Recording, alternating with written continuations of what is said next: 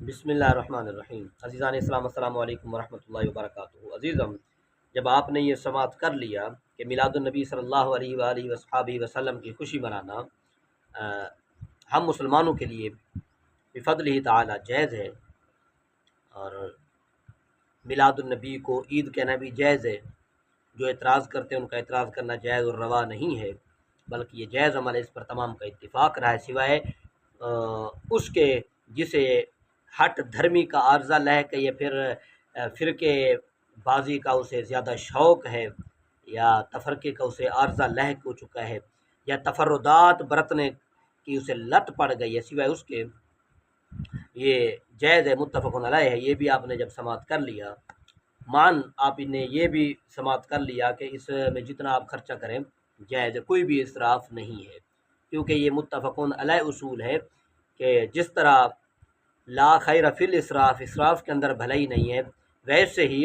لا اسراف فی الخیر بھی ہے کہ بھلائی کے اندر بھی کوئی اسراف نہیں ہے، آپ جتنا خرچ کریں کر سکتے ہیں۔ یہ اعتراض کرنا بالکل غلط ہے کہ اتنا زیادہ خرچ کر تھوڑا خرچ کرو، تو بھائی اگر یہ اسی چیز کو لے لیا جائے تو پھر کوئی چیز نہیں بچتی۔ جی، گھر ہے، جھونپڑی کے اندر بھی تو گزارا ہو سکتا ہے، اتنی بڑی کوٹھی بنانے کا فائدہ؟ جی،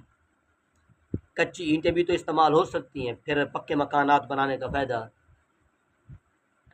ان کے اندر بھی تو گزارا ہو سکتا ہے نا، تو یہ اعتراض نہیں ہوتے، نہ انہیں اعتراضات بنانا چاہیے، نہ ہی انہیں بنا بنا کر کے پھر تفرقہ ڈالنا چاہیے۔ خیر، یہ بھی آپ نے سماعت کر لیا۔ ایسے ہی زیب و زینت کرنا بھی جائز ہے، اپنے اپنے لحاظ سے، وہ شرط میں عرض کر چکا ہوں کہ آپ قرضے وغیرہ نہ لیں، سود وغیرہ اور حرام کا روپیہ یا پیسہ نہ ہو، ویسے اللہ تعالیٰ نے آپ کو جتنا توفیق دی آپ خرچ کر سکتے ہیں۔ آپ نے یہ بھی سماعت کر لیا کہ جو چیزیں غلط مل چکی ہیں میلاد النبی صلی اللہ علیہ وسلم کی اس رسم کے اندر، مروجہ صورت کے اندر، انہیں بھی دور کرنا ہم پر واجب ہے۔ مثلا ہمارے ہاں بڑے شہروں کے اندر ہوتا ہے نا ایسا، رات کو جب چراغاں ہوتا ہے تو لڑکے لڑکیاں باہر نکلتے ہیں، دیکھتے ہیں جی پہاڑیاں بنی ہوئی، یہ بنا ہوا ہے، یہ طریقہ ٹھیک نہیں ہے۔ اس پر ناچیز نے رسالہ بھی لکھا اور کلام بھی کیا تھا بھرپور، پچھلے سال بھی، اس سے پچھلے سال بھی، اور اس سال بھی الحمدللہ رب العالمین میں کلام کر رہا ہوں۔ یہ بالکل بھی جائز ہے، مردوں اور عورتوں کا اختلاط بالکل بھی جائز نہیں ہے۔ جی ہاں، تو ایسی چیزیں جو غلط ہیں اور مل چکی ہیں انہیں دور کرنا واجب۔ اور پھر آپ نے یہ بھی سماعت کر لیا کہ وقت کا لحاظ کرتے ہوئے مصارف پر خرچ کرنا، کہ جو ضروری چیز ہے وہ آپ کے سامنے ہے یا آپ کے ساتھ ہے،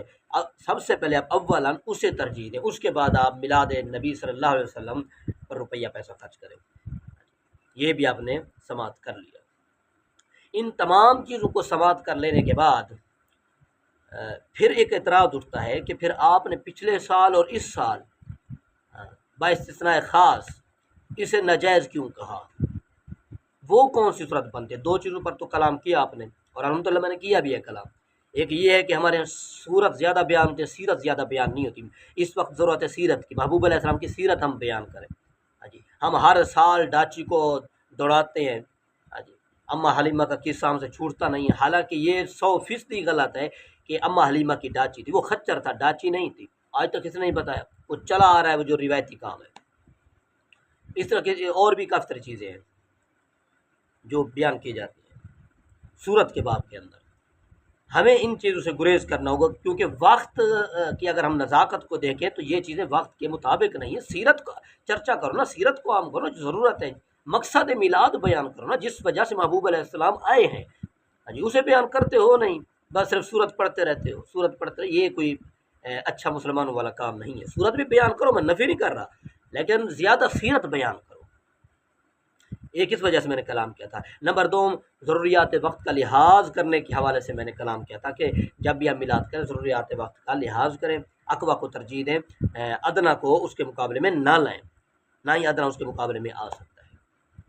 تو اس حوالے سے تو میں نے کلام کیا تھا، یہ دو چیزوں کا میں نے استثناء کیا تھا، یہ وہ ہے۔ باقی خصوصی طور پر جو میں ناجائز کہتا ہوں ان کا تعلق بھی نہیں سے ہے، لیکن اس پر خصوصی گفتگو ہے، اور وہ اس طرح ہے کہ فی نفس ہی مسئلہ، اب جو علمی لوگ ہیں وہ تو سمجھیں گے، جو نہیں علم رکھتا وہ کہے گا پہلے جائز اب ناجائز، یہ سمجھنے کی باتیں ہوتی ہیں۔ یہ علماء کا کام ہوتا ہے، یا پھر ان لوگوں کا کام ہوتا ہے جو شعور رکھتے اور ادراک رکھتے ہیں، ہاں جی، بات کی تہ تک جاتے ہیں، یار اگلا بندہ کہہ رہا ہے تو کیوں کہہ رہا ہے، اس نے جائز کہا ہے تو کس حوالے سے کہا ہے، ناجائز کہا ہے تو کس حوالے سے کہا ہے۔ تو جائز والے حوالے آپ نے سن لیے، اور فی نفسی جائز بھی ہے۔ تو اب آتے ہیں اس ناجائز کی طرف جو میں کہا کرتا ہوں، وہ میں کس لحاظ سے کہتا ہوں۔ تو معلوم رہے، ایک ہوتا ہے فی نفس ہی مسئلہ، کے نفس مسئلہ کے اعتبار سے کوئی چیز جائز ہوتی ہے، کوئی چیز کیا ہوتی ہے، جائز ہوتی ہے، لیکن ساتھ میں کچھ چیزیں ایسی مل جاتی ہیں یا ملا دی جاتی ہیں جن کی بنا پر وہ چیز جو ہے وہ اپنا اصلی جو مقصود ہے وہ کھو بیٹھتی ہے، ہوتی جائز ہے فی نفسی، لیکن اپنا اصلی مقصود جو کیا کھو بیٹھتی ہے۔ مثال کے طور پر آپ نے صدقہ کیا، صدقہ کرنا جائز ہے نا، لیکن آپ نے صدقہ کیا ریاکاری کے ساتھ، اب وہ صدقہ کرنا مطلب ان تک تو پہنچ گیا، لیکن آپ کو وہ ثواب نہ ملا، فی نفسی ہی جائز تھا لیکن ریاکاری کی وجہ سے وہ ناجائز ہو گیا۔ اس طرح کی اور بھی کافی ساری مثال ہے، فی نفسی ہی چیز جائز ہوتی ہے لیکن ساتھ میں کچھ چیزیں ایسی ملا دی جاتی ہیں وہ جائز نہیں ہوتی ہیں، مل جاتی ہیں وہ جائز نہیں ہوتی، جس کی وجہ سے اس نفس مسئلے پر اثر پڑتا ہے۔ اس کی کافی ساری مثال، اور یہیں سے پھر حرام لغیرہ کی اصطلاح نکلی تھی کہ ایک ہوتا ہے حرام وہ جو قرآن و سنت سے ثابت ہو، ایک وہ حرام ہوتا ہے جو قرآن و سنت سے اس طریق پر تو ثابت نہ ہو، چیز جائز ہو لیکن بعد میں حالات کو دیکھتے ہوئے علماء اس سے روک دیں، یہ بھئی حرام ہے، کیوں وہ دیکھ رہے ہوں کہ اس کی وجہ سے، اس حلال کام کی وجہ سے فساد بڑھ رہا ہے۔ تو اس حوالے سے ناچیز نے کلام کیا تھا، اور اس کی دو صورتیں بنتی ہیں، ایک یہ یعنی کہ نفس مسئلہ کے اعتبار سے تو یہ ٹھیک ہے عید میلاد النبی، ایسے چہلم ہو گیا یا برسی ہو گئی یا ششمئی کا کھانا ہو گیا، یہ فی نفس ہی مسئلے کے اعتبار سے تو یہ ٹھیک ہے، کلخانی نہیں، سوم کا کھانا نہیں، بھاتی نہیں، یہ کوڑے بٹا یہ نہیں، ششمئی ہو گیا یا پھر جمراتیں ہو گئیں یا پھر یہ جو ہمارے ہاں چہلم وغیرہ کا رواج ہے، فی نفس ہی مسئلے کے اعتبار سے یہ کیا ہے جائز ہیں، بالکل اس مسئلے کی طرح، لیکن غیر کے اعتبار سے ان پر کلام ہے، اور وہ دو طرح سے ہے۔ مثلا پہلی شک، جب یہ حرام اشیاء کا سبب بن جائے، یہ میں بھی عرض کر چکا ہوں کہ جب یہ چیزیں ہوں تو فی نفسی جائز اور ہیں بھی، لیکن جب یہ حرام اشیاء کا سبب بن رہی ہوں تب ٹھیک نہیں ہے، ایک یہ صورت بن گئی، اور دوسری یہ ہے کہ جب یہ اقوا کے مقابل میں آ جائے تب بھی یہ ناجائز ہو جاتی ہے، کیونکہ یہ واجب فرض تو ہے نہیں، مباح ہی ہے نا، مستحبات ہی ہے نا، جب یہ واجب درجے کی چیزوں کے مقابلے میں آ جائیں گی تو یہ چھوڑ دی جائے گی، کیونکہ ان کا ان کے ساتھ کوئی بھی مقابلہ نہیں ہے۔ اور پھر تیسری چیز، جب وقت تھوڑا ہو تو اس وقت پھر دیکھا جاتا ہے اقوا کون سی چیز ہے، تو اس اقوا کو بجلایا جاتا ہے، اس اعتبار سے بھی میں اس پر کلام کرتا ہوں۔ مثال کے طور پر وقت تھوڑا ہے،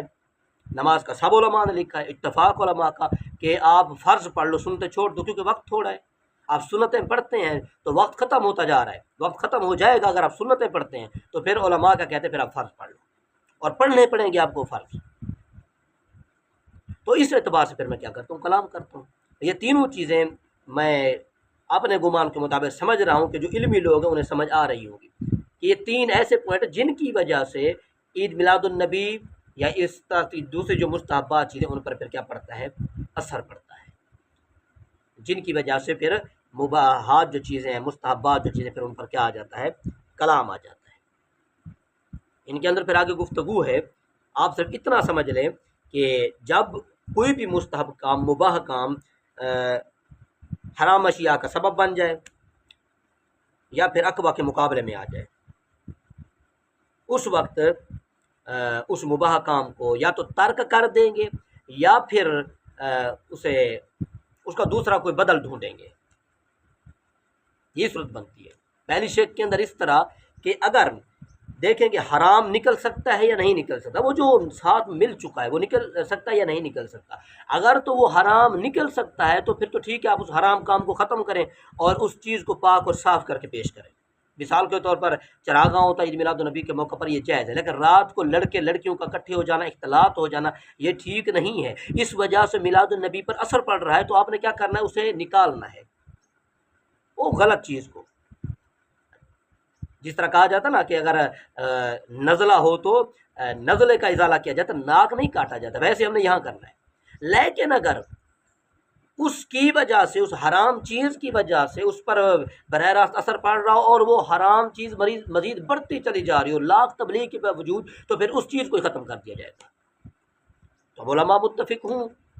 اگر تو وہ یہ اختلاط ختم کر سکتے ہیں،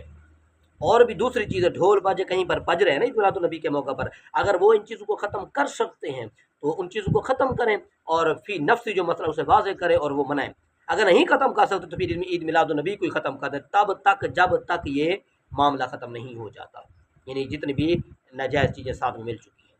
یہ پہلی والی صورت ہوگی۔ نمبر 2 وہ اقوا والی صورت، وہ کچھ اس طرح ہے کہ جب کوئی بھی مستحب کام جو ہے وہ ضروریات جو وقت ہیں ان کے مقابلے میں آ جائے، یا واجب کے مقابلے میں آ جائے، یا فرض کے مقابلے کے اندر آ جائے، تب بھی ہم دیکھیں گے کہ اسے ایک طرف رہ کر کے تھوڑے تکلفات کے ساتھ ادا کر سکتے ہیں یا نہیں کر سکتے۔ اگر تو ادا کر سکتے ہیں تو پھر آپ اسے بھی ادا کریں، یعنی عید میلاد النبی کو بھی ادا کریں، جو ضروریات ہیں ان کو بھی آپ ادا کریں، ان کا بھی آپ لحاظ رکھیں۔ لیکن اگر آپ یہ نہیں کر سکتے تو پھر آپ کو اسے ختم کرنا پڑے گا اور ضروریات کو دیکھنا پڑے گا۔ اور جو علماء ہیں، بڑے بڑے علماء جن کو اللہ تعالیٰ نے عقل اور شعور دیا، ادراک رکھتے ہیں وہ حقائق کا، وہ اس پر عامل ہیں۔ مثلا ڈاکٹر طاہر القادری، کون نہیں جانتا، سب جانتے ہیں۔ انہوں نے اس مرتبہ، کیونکہ ہر طرف سیلاب کا ہوا نا، خبریں آ رہی ہیں، سما ہے، تو انہوں نے جو ان کا رواج ہے کہ ہر سال وہ عید میلاد النبی کے موقع پر کافی طرح خرچہ کرتے ہیں، انہوں نے اعلان کیا کہ اس مرتبہ میلاد النبی تو ہوگی، میلاد النبی کا انعقاد ہوگا، لیکن اس طرز پر نہیں ہوگا۔ کیونکہ ہم جو اخراجات ہم نے اکٹھے کر رکھے ہیں، وہ ان میں سے کثیر جو اخراجات ہیں وہ سیلاب زدگان پر خرچ ہوں گے۔ یہی بات میں کہنا چاہ رہا ہوں، اور یہی میری ساری فکر کا نچوڑ ہے کہ ضروریات کو پہلے دیکھو۔ ایسے ہی میں کہتا ہوں کہ خلافت نہیں ہے، اور خلافت کے لیے جب ان سے پوچھا جو علماء سے رابطہ کیا جو، تو یہ کہتے ہیں کہ جی اخراجات نہیں ہیں اور لوگ نہیں ہیں، اخراجات نہیں ہیں اور لوگ نہیں ہیں۔ بھائی یہ تو آپ کہ اپنے ہاتھوں کے اندر ہے، آپ آج یہ فتویٰ دیں، انشاءاللہ تبارک و تعالیٰ اخراجات اکٹھے ہو جائیں گے۔ اگر نہیں ہو رہا تو پھر آپ ان چیزوں کو ناجائز کہیں تاکہ خلافت کی طرف ہم قدم بڑھائیں، انقلاب برپا کریں، کیونکہ انقلاب کے لیے اخراجات کی ضرورت ہے۔ تو یہ وہ 2 چیزیں ہیں۔ تیسری میں نے بعد میں آخر میں جو میں نے ملائی، 3 چیزیں سمجھ لیں، یہ 3 چیزیں ہیں، ان کی وجہ سے پھر نفس مسئلہ پر اثر پڑتا ہے، میلاد پر اثر پڑتا ہے، یہ ششمائی ہو گئی، برسی ہو گئی، پھر ان پر کیا پڑتا ہے، اثر پڑتا ہے، اور پڑ بھی رہا ہے۔ جی ہاں، کیا آپ دیکھتے نہیں کہ ہمارے ہاں صرف صدقہ ہی سمجھ لیں، صدقہ ہی دیکھ لیں، اس صدقے کو بھی صرف دیگوں تک ہی محدود کر دیا گیا ہے، اس کی جو دوسری عملی صورتیں ہیں، شکلیں، ان کی طرف نہیں جانے دیا جاتا۔ ہمارے اس معاشرے کے اندر ضروریات کو نہیں دیکھا جاتا، وہ سمجھتے ہیں کہ صرف دیگیں پکائیں گے یا میلاد کے اندر زیب و زینت کریں گے تو یہی مقبول ہے، اور چیزیں مقبول ہی نہیں ہیں۔ بھئی یہ غلط تصور ہے۔ اگر آپ نے غریب کی مدد کر دی، عید میلاد النبی کا آپ نے پیسہ جمع کیا تھا، آپ نے مدد کر دی یا انقلاب پر خرچ کر، یہ بھی آپ کا میلاد ہے، اور یہی سب سے بڑا میلاد ہے، اور صحابہ نے یہی بڑا میلاد منایا تھا، بدر کے اندر، احد کے اندر، خندق کے اندر، یرموک میں، یہی میلاد ہی تو تھا۔ تو اللہ تبارک و تعالی ہم سب کو حقائق سمجھ کر کے گفتگو کرنے کی توفیق عطا فرمائے، اور حقیقت کے آئینے کے اندر رہ کر کے ہمیں معاملات سنبھالنے کی توفیق عطا فرمائے۔ ساتھ میں آپ یہ بھی ذہن نشین کر لیں کہ اگر اس مسئلے پر غور نہ کیا گیا، جو میں مسئلہ پیش کر چکا ہوں، ساتھ میں جو میں ساتھ سکے ملا چکا ہوں، اگر ان پر غور نہ کیا گیا تو عن قریب ایک وقت ایسا بھی آ جائے گا کہ لوگ، آپ بھی سمجھ رہے ہیں، ہمارے دیہاتوں کے اندر تو سمجھا جا رہا ہے، لیکن جو علمی طبقے کے لوگ ہیں، شہروں کے لوگ، وہ بھی عقیدہ بنا لیں گے کہ یہی فرض ہے، یہی واجب ہے، یہی سارا کچھ ہے، اسی سے ہماری بخشش ہو جانی ہے، خلافت جائے بھاڑ میں، نمازیں کیا، بس قبر جانے، نبی جانے، سب کا عقیدہ بن جائے گا اگر ہم نے ان شکوں پر غور نہ کیا تو۔